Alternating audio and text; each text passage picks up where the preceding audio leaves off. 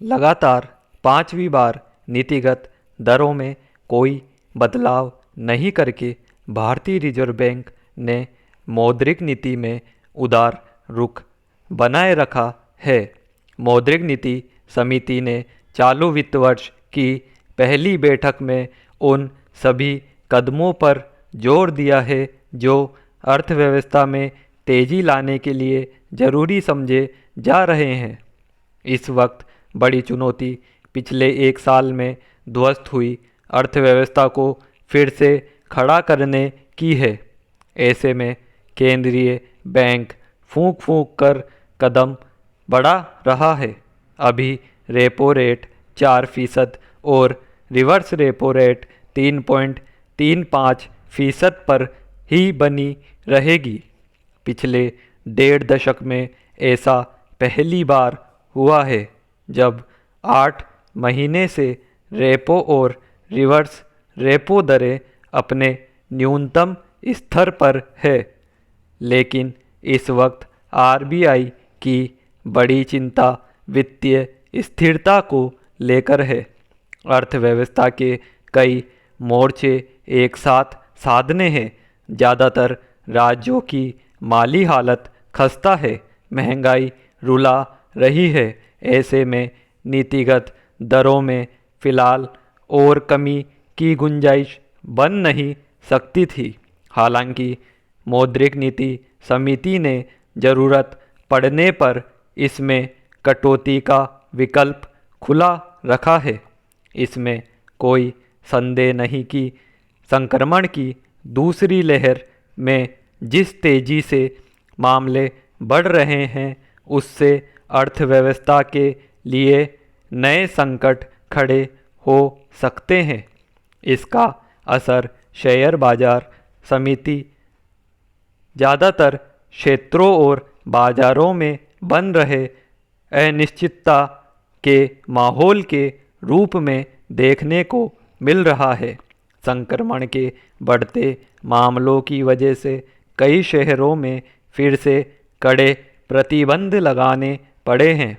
कुछ राज्यों में पूर्णबंदी भी की गई है। जाहिर है कारोबार पर इसका गंभीर असर पड़ेगा और रोजगार प्रभावित होगा।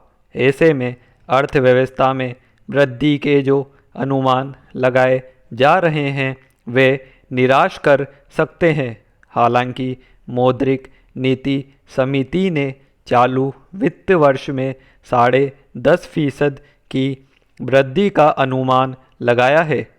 अंतर्राष्ट्रीय मुद्रा कोष ने तो इससे भी आगे बढ़ते हुए 12.5% तक की उम्मीद जताई है। लेकिन जिस तरह की चुनौतियों का अंबार सामने है उसमें वृद्धि दर से भी ज़्यादा जोर ऐसे सुधारों पर देने की ज़रूरत है जो स्थायित्व देने वाले हो, महंगाई को काबू करे और ब्याज दरें बढ़ाने का रास्ता बना सके।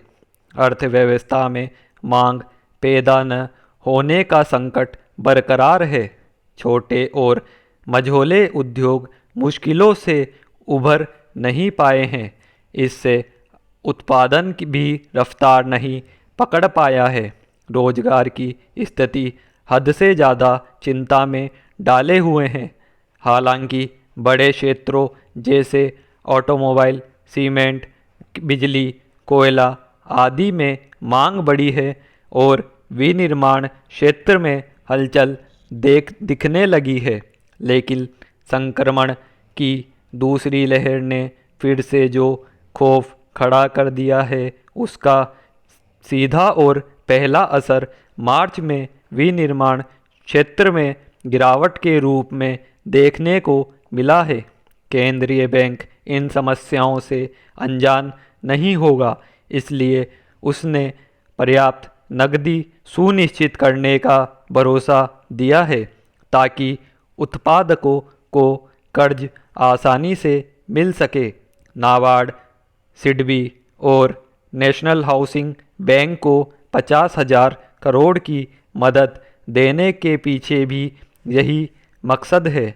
भुगतान बैंकों में प्रति ग्राहक जमा सीमा 1 से बढ़ाकर 2 लाख करने और डिजिटल भुगतान कंपनियों के लिए एनईएफटी और आरटीजीएस जैसी सुविधाओं का दायरा बढ़ाने जैसे कदम डिजिटल लेन देन को प्रोत्साहित करने वाले होंगे।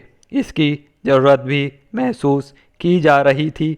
आरबीआई की चिंता बिल्कुल सही है कि जब तक कोरोना के खिलाफ जंग तेज नहीं होती, टीकाकरण अभियान पूरा नहीं हो जाता, तब तक अर्थव्यवस्था को पटरी पर लाना आसान नहीं होगा, क्योंकि जान है तो जहान है।